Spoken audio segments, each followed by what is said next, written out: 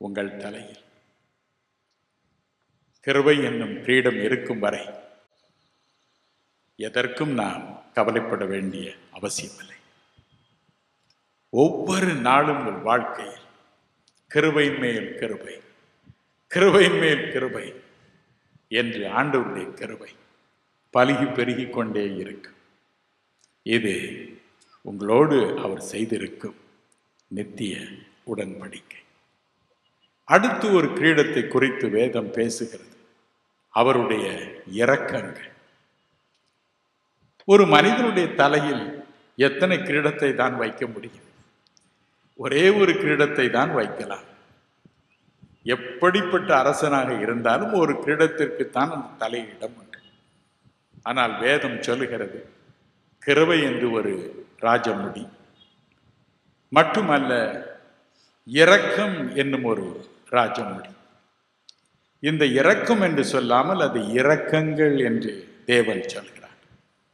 காரணம் என்ன தெரியுமா?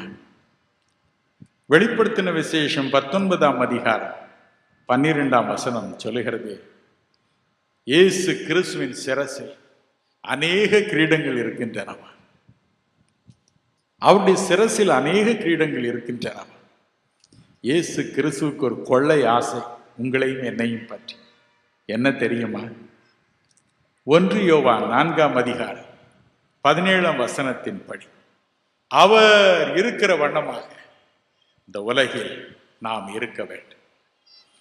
விண்ணுலகில் அவர் எப்படி இருக்கிறாரோ அதை போல நாம் இந்த உலகில் பாக்கியவானாய் பாக்கியவதியாய் செழிப்போடு வாழ வேண்டும், இருக்க வேண்டும், கம்பீரமாக இருக்க வேண்டும் என்பது அவருடைய விருப்பமா. என்ன அன்பு பாருங்க, இயேசுவின் அன்பை பாருங்க. நாம் வறுமையில் உழல வேண்டும் என்பது அவருடைய விருப்பம் அல்ல. அவருடைய தலையில் கிரீடங்கள் இருக்கின்றனவா. எனவே நமக்கும் கிருபை என்னும் ஒரு கிரீடத்தை சூட்டி பரவசம் அடைகிறார் நம்முடைய அன்பு தகப்பன். கவலைப்படவே படாது. வேதம் என்ன சொல்கிறது? 2 சாமுவேல் 24:14, அவருடைய இரக்கங்கள் மகா பெரியது, அளவில்லாத இரக்கம். புலம்பல் 3:22-23 சொல்கிறது, அவருடைய இரக்கங்களுக்கு முடிவே இல்லை. ஏன் முடிவில்லை?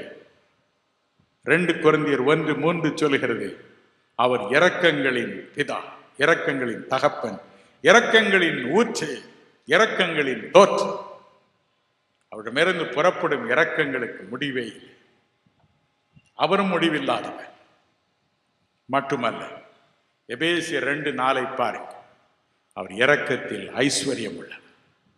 அளவில்லாத இரக்கங்கள் அவரிடம் உண்டு. என் அன்பிற்குரியவர்களே, எனவே கவலைப்படாதீர்கள். அவருடைய இரக்கங்களுக்கு முடிவே இல்லை. போகட்டும். இன்னும் ஒரு முக்கியமான காரியத்தை பாருங்க. யாருக்கு அவர் இரக்கத்தை அளவில்லாமல் வாரி கொடுக்கிறார்? ஓசியா தீர்க்கதரிசியின் புத்தகம் 14ஆம் அதிகாரம் 3ஆம் வசனம் சொல்கிறது, திக்கற்றவன் உம்மிடத்தில் இரக்கம் பெறுகிறான்.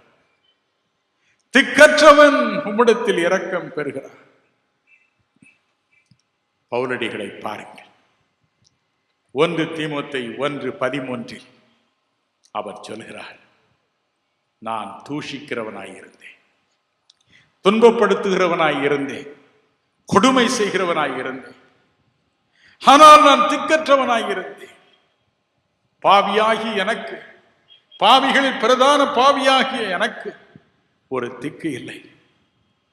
எனவே தேவன் என்னை பார்த்து எனக்கு இரக்கம் கொடுத்தார், என் வாழ்க்கையை மாற்றினார், நான் இரக்கம் பெற்றேன் என்று 1 தீமோத்தேயு 1:13 சொல்கிறார்.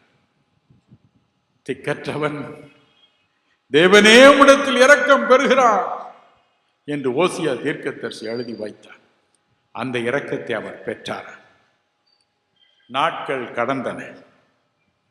அவர் இறை தொண்டை செய்து கொண்டு வந்த பொழுது அவரை விட்டு எல்லாரும் போய்விட்டார்கள். ஒரே ஒரு மனிதன் இருந்தார். எப்பாப்பிரோதீத்து என்ற ஒரு மனிதன். பிலிப்பியர் 2:25 படி, 2:30 படி, இரவும் பகலும் அவரை நேசித்து முதிர் வயதான பவுலுக்கு ஊழியம் செய்து வந்தார். அவரை எல்லா விதத்திலும் பராமரித்து வந்தார். ஒரு நாள் கொடிய நோய் ஒன்று அவனை பற்றியது. உயிர் போகும் நிலை வந்தது. பவுலடிகள் முழங்கால் படியிட்டார். தேவனை நோக்கி கதறினார். நான் திக்கற்றவன் என்பதை நினைத்தருடும். இந்த உலகில் எனக்கு யாரும் இல்லை. இந்த ஒரே ஒரு மனிதன் தான் இருக்கிறான். எனக்கு மனைவி இல்லை, எனக்கு பிள்ளைகள் இல்லை. நான் திக்கற்றவன். என்னுடைய தலையில் எழுதியிருப்பதை பாரு. இரக்கம் பெற்ற திக்கற்றவன் என்று எழுதியிருப்பதை பாரு. மனம் இறங்கும் என்று கதறினார். தேவன் மனம் இறங்கினார். அவனுடைய உயிர் திரும்ப வரும்படிக்கு அருள் புரிந்தார். இதை குறித்து பிலிப்பியர் 2:27 பவுலடிகள் இப்படி சொல்லுகிறார். எப்பாப்பிரோதீத்து வியாதிப்பட்டு மரணத்திற்கு சமீபமாக இருந்தது மெய்தான் என்றாலும் தேவன் அவனுக்கு இறங்கினார். அவனுக்கு மட்டுமல்ல, துக்கத்தின் மேல் துக்கம் எனக்கு உண்டாகாதபடிக்கு எனக்கும் இறங்கினார். என் அன்பிற்குரியவர்களே, இதற்குதான் தேவனுடைய இரக்கம். உங்கள் தலையில் தேவனுடைய இரக்கங்கள் என்னும் ஒரு முடி இருக்கு மட்டும் அவர் உங்களுக்கு எல்லா சூழ்நிலைகளிலும் மனம் இறங்கியே தீர வேண்டும்.